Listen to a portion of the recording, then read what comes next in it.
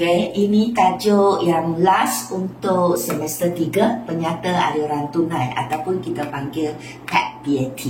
Okay, ni apa itu? Iaitu ialah satu penyata yang menunjukkan penerimaan dan pembayaran tunai. Jadi dia menunjukkan cash flow, macam mana pergerakan tunai. That's why kita panggil dia penyata aliran tunai. Jadi dia akan menunjukkan pergerakan tunai untuk sepanjang tempoh perkawanan. That means from January until December ataupun February until next year January. That means for satu tempoh perkawanan. Okay, so dia menunjukkan pergerakan tunai dan menerangkan sebab berlakunya perubahan kedudukan tunai syarikat. Okay, mungkin cikgu cakap macam tu, you tak faham, cikgu terangkan yang ni. Okay, contoh dia. Katakan pada tahun 2020,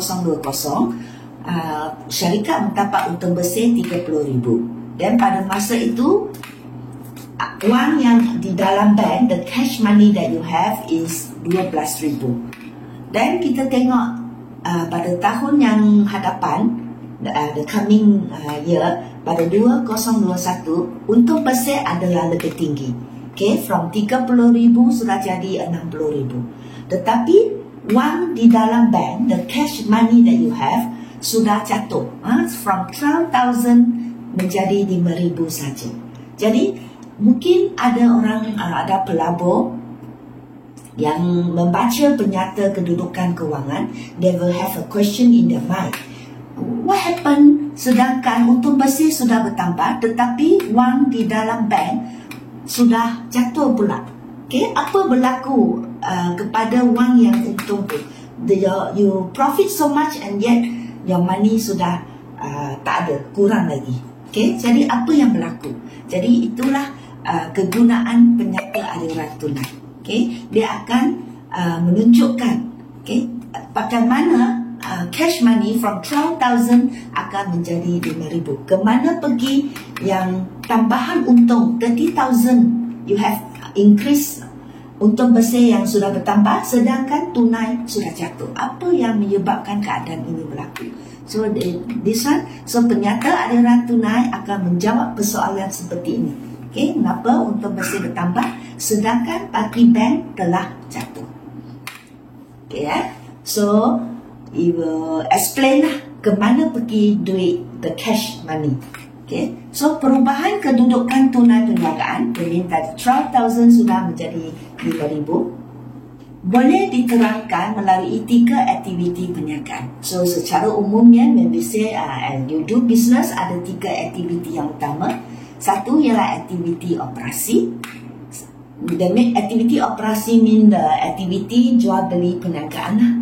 Okay, where you buy inventory, you pay the pemintang, you jual barang, you bayar cukai, you bayar belanja. That is called aktiviti operasi. Okay. Yang aktiviti kedua, aktiviti perniagaan biasa akan melibatkan aktiviti pelaburan. That means they got money, they will invest. They will invest, akan membeli aset tetap, mereka akan melabur, membeli saham syarikat lain, mendapat hasil dividen, dia simpan money dalam bank, mendapat hasil faedah. All these are the investment. So ada yang aktiviti pelaburan for business. Then last, ada juga aktiviti pembiayaan. That means you need money to buy asset. So you buat pinjaman. Okay, or you terbitkan share, dapatkan modal. All this di call aktiviti pembiayaan. Okay, so semua ini for all the business dia mesti adanya 3 aktiviti yang ni. Jadi 3 aktiviti inilah yang akan menyebabkan perubahan kedudukan tunai. This akan explain ke mana perginya tunai. So the money might be used for aktiviti operasi, the money might be used for aktiviti pelaburan, the money might be used for aktiviti pembiayaan. So kita akan mengkaji aktiviti ke aktiviti dalam sesuatu perniagaan. From there we explain ke mana perginya wang tunai perniagaan. Okay, jadi PAT, penyata aliran tunai, akan disediakan berdasarkan 3 aktiviti inilah. Okay, so before you tahu macam mana nak sediakan penyata aliran tunai, you must at least know apakah secara terperinci apakah aktiviti ini. Okay, so cikgu explain tentang aktiviti operasi dulu. So when we say aliran tunai, aktiviti operasi, here is all involve cash. Kalau tak involve cash, tak boleh record di dalam penyata aliran tunai, because now tekanan kita ialah cash flow.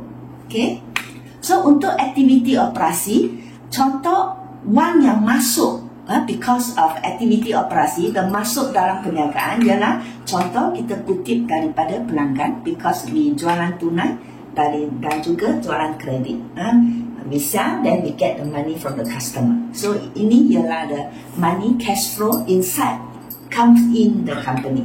Then juga mungkin you got money, you ada yang hasil faedah daripada simpanan. Okay, or you pinjam to other people, you got you charge them faedah. Dan you invest, dan hasil dividen daripada pelaburan.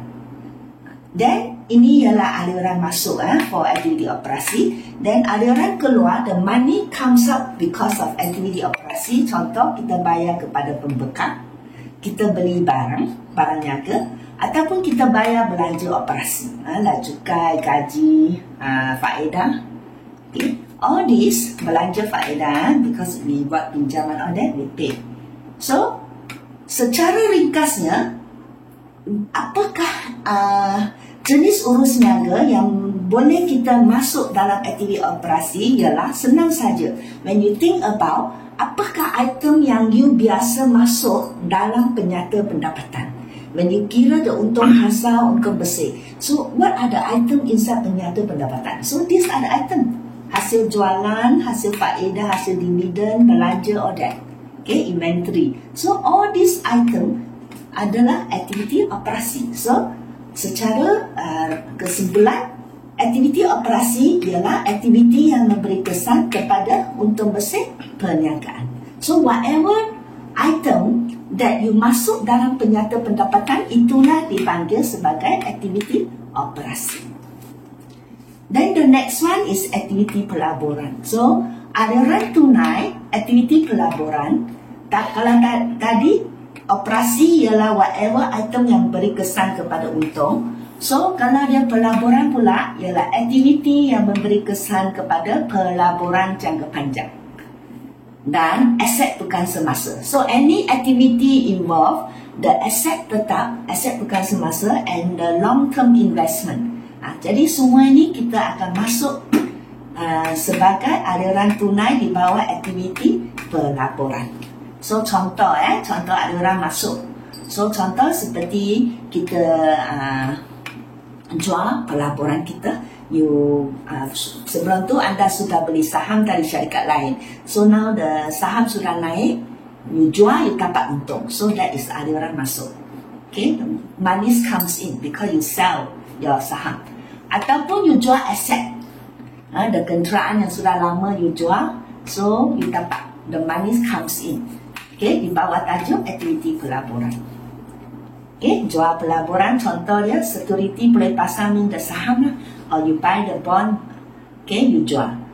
Aliran keluar because of aktiviti pelaburan yang di bawah topik ni ialah kalau jual sebagai aliran masuk, you beli, the money goes out because you buat investment. Jadi aliran keluar wang, cash flow going out because you buy the share from other company. Okay, or you buy bond from other company, so you have to pay money. So ini aliran keluar. Ataupun you beli aset. Okay, you beli kenderaan, you beli bangunan, you beli tanah, you beli perabot. Semua ini you beli because you melabur.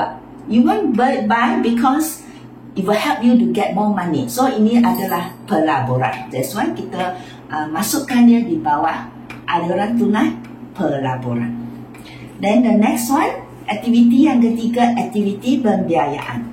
So aliran tunai yang boleh kita masuk di bawah tajuk aktiviti pembiayaan ialah aktiviti yang memberi kesan kepada equity. Equity ni the saham, okay, the reserve, the modal, dan juga hutang jangka panjang like debenture, bond, okay, pinjaman jangka panjang. Semua ini adalah kita bawa masuk aliran tunai di bawah tajuk aktiviti pembiayaan.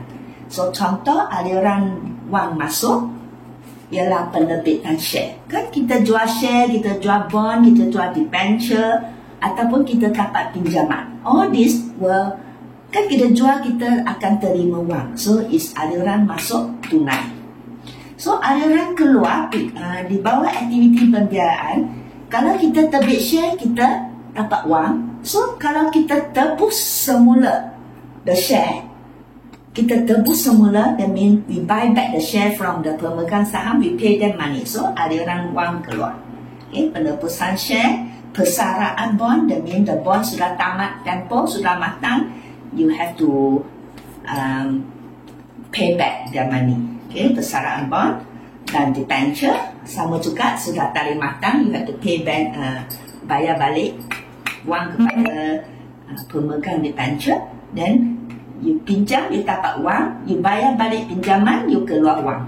So all this memberi kesan kepada equity, because share share adalah di bawah tajuk equity. Okay, then debenture, bond, pinjaman, all that adalah hutang jangka panjang. So all this adalah di bawah tajuk aliran tunai aktiviti pembiayaan. Okey, lepas sudah faham apa tu aktiviti operasi, aktiviti pelaburan semua ni, sekarang kita tengok format PAT, format penyata aliran tunai. Tadi cikgu kata kerana business basically is all about 3 activity. Jadi kalau kita nak tengok cash flow of the business, kita akan so the penyata aliran tunai akan dibuat berdasarkan 3 aktiviti ini. So kita akan tengok for setiap aktiviti berapakah money wang masuk, berapakah wang keluar for that activity. Okay, so ini dia format dia. First mesti ada nama syarikat, then ada yang nama penyata aliran tunai bagi tahun yang berakhir pada 31 Disember Okay, so kalau yang nasib bagi tahun yang berakhir, that means this penyata will show what happening the cash flow from the awal tempoh pekanan. This one is from January until what will happen, wang keluar masuk, explaining the whole year, the cash flow for the whole year until December. So ini dia, kita akan mula dari aliran tunai daripada aktiviti operasi. So dia ada 2 column. For setiap aktiviti, kita akan tunjuk aliran wang masuk dan aliran wang keluar, then the aliran tunai bersih from that activity. Okay, so ini contoh dia, aliran tunai daripada aktiviti operasi. We start from that first. So just now I said the aktiviti operasi is all about the aktiviti harian perniagaan. So di sini ada contoh dia, kutipan daripada pelanggan, hasil faedah, hasil dividen, all the item that usually we catat di penyata pendapatan, how much we pay to the pembekal, all these are the activity harian, then how much we pay all the belanja operasi. So kalau soalan ada kata belanja cukai, then you put lah belanja cukai, bayaran kepada belanja gaji, bayaran kepada belanja pentadbiran, whatever lah. Okay, so sekarang kita nak tunjuk apa adanya wang masuk dan wang keluar. Kalau wang keluar mesti letak kurungan. Okay, so after this kita campurlah wang masuk tolak yang wang keluar. So you campur all this, you tolak, you akan dapat aliran tunai bersih daripada aktiviti operasi. If the wang keluar more than the wang masuk, then this one need to put kurungan. Kalau tak ada kurungan, arti dia wang masuk lebih tinggi daripada wang keluar for activity operasi. Dan the next one, for the business, wang keluar masuk juga akan melibatkan aktiviti pelaburan. The business got invest, ada beli aset all that. So inilah dia jualan pelaburan. You jual, wang money comes in. You jual aset pun money comes in. Kalau dia jual kenderaan, tulislah jualan kenderaan. Okay. Then kalau kita beli pelaburan, wang keluar. So mesti letak kurungan. Kalau kita beli aset, like beli tanah or that, tulislah belian tanah. Okay. Then wang keluar kan, mesti letak bracket. So ada yang aktiviti pelaburan ni, ada yang wang masuk, ada wang keluar. So you campur-campur dan tolak-tolak, kita dapatlah aliran tunai bersih from this aktiviti pelaburan. So di sini 15,000 contohlah. Okay, kalau aliran keluar lebih tinggi, more than the masuk, then you will become negative. Then you kena letak kurungan. Di sini tak letak kurungan, erti dia wang masuk is more than wang keluar for this aktiviti pelaburan. Dan ada juga aliran tunai daripada aktiviti pembiayaan. Cikgu kata ini ialah memberi whatever aktiviti bisnes yang memberi kesan kepada equity pemilik dan hutang jangka panjang. So it's all about share, dividend tunai that you pay to the pemegang share, bond, hutang jangka panjang like bond, debenture. So contoh dia terbitan share. Okay, wang masuk kan, wang terbit share wang masuk. So terbitan share keutamaan wang masuk. Terbit bond juga wang masuk. As cikgu sudah explain, when you terbit bond, debenture actually you pinjam dari orang ramai. So you jual bond, actually you pinjam from them. So when you pinjam from them, they give you money. So wang masuk. Then kita ada terbit share, wang masuk. Bila kita tebus share, wang keluar pula. Penebusan share. So wang keluar mesti kurungan. Dan persaraan bond. Tadi kita debit bond, people pinjam you money. So money comes in. So bila bond itu bersara, dengan bond itu sudah sampai masa, you have to pay back the money. So wang keluar lah. Okay. So kurungan. Pembayaran dividen tunai, remember if you sell share, you have to pay them dividen tunai. So wang keluar. Okay, so this all about equity pemilik and hutang jangka panjang. So campur all, tolak, then you will get aliran tunai bersih daripada aktiviti pembiayaan.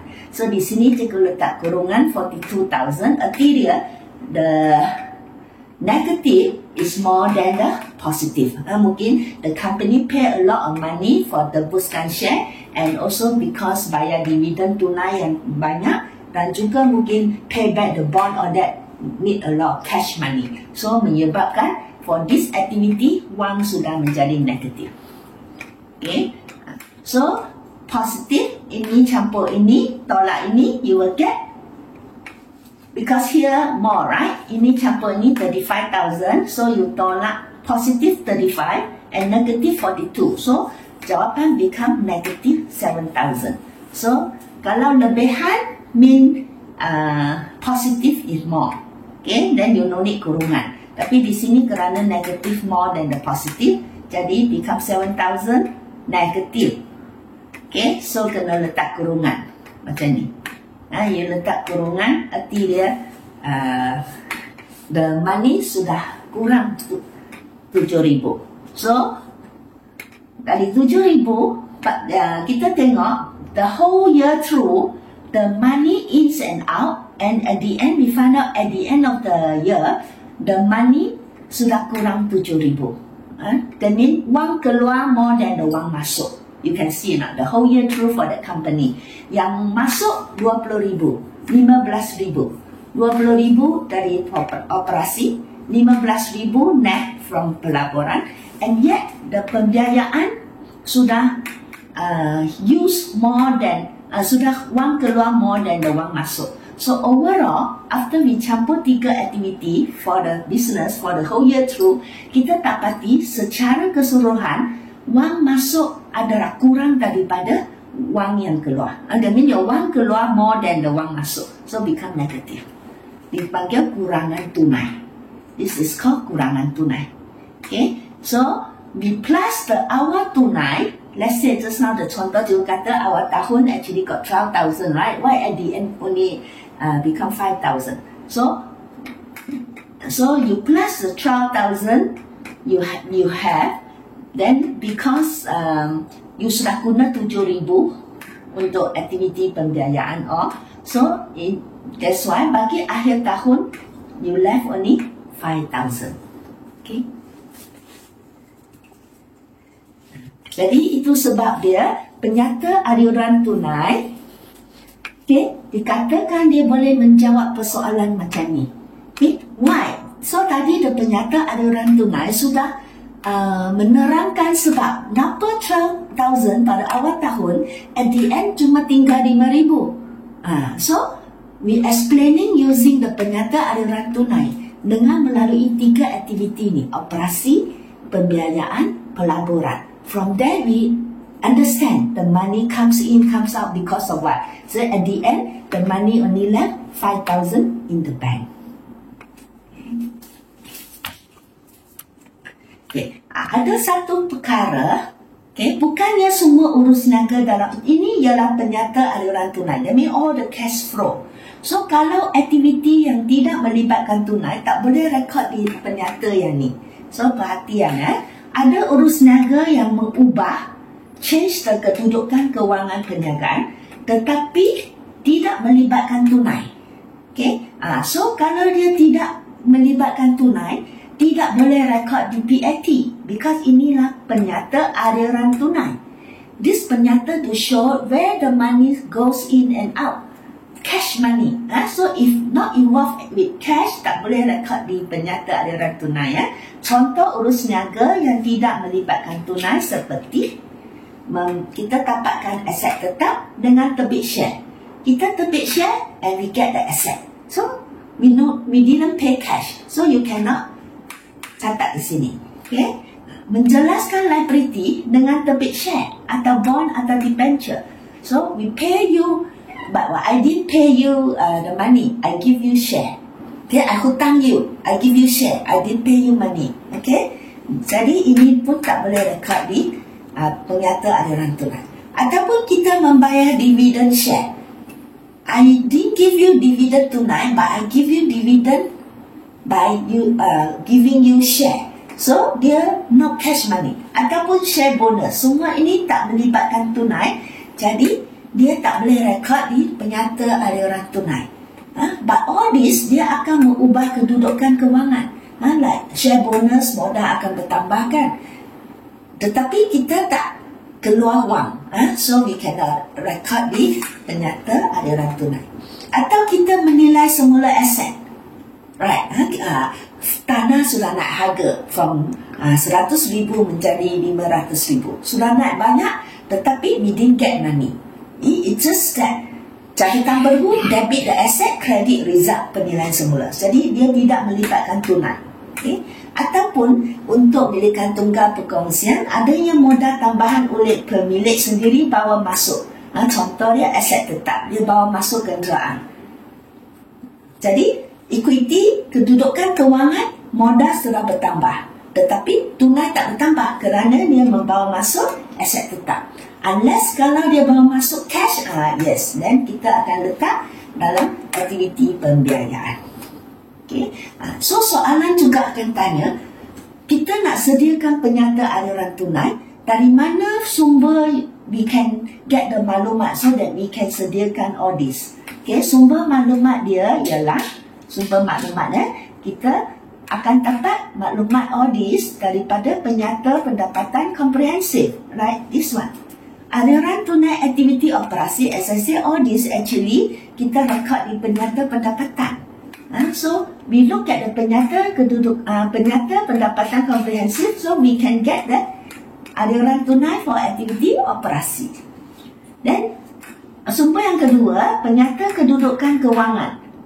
Biar di dalam penyata kedudukan kewangan ada aset, equity, pemilik, liability kan. So we can sediakan all this, aliran tunai, pelaburan dan pembiayaan. Tetapi kita kena berbanding dua tempoh, because we need to see at least 2 years ni. Kalau 1 tahun we cannot see the beza. Okay, kita mesti tengok yang 2 tahun. Contoh yang tadi cikgu tunjuk di sini. Okay, you tengok tak? Cikgu, ini ialah sebahagian daripada penyata kedudukan kewangan. So you see, I have to show you the 2 years. If I just show you 1 year, then you tak boleh berbanding. Then how I know that wang sudah kurang atau sudah bertambah? So, penyata kedudukan kewangan yang ditunjuk tu mesti at least 2 years. Okay, dan sumber yang ketiga ialah sumber penyata perubahan equity. As I said, ini ialah menunjukkan all the account share, account result. So ini juga satu sumber yang boleh membantu kita menyediakan aliran tunai dari aktiviti pembiayaan. Dan juga maklumat tambahan yang berkaitan dengan aktiviti operasi, ada nota kaki account, or that. All this juga akan dapat membantu kita menyediakan penyata aliran tunai.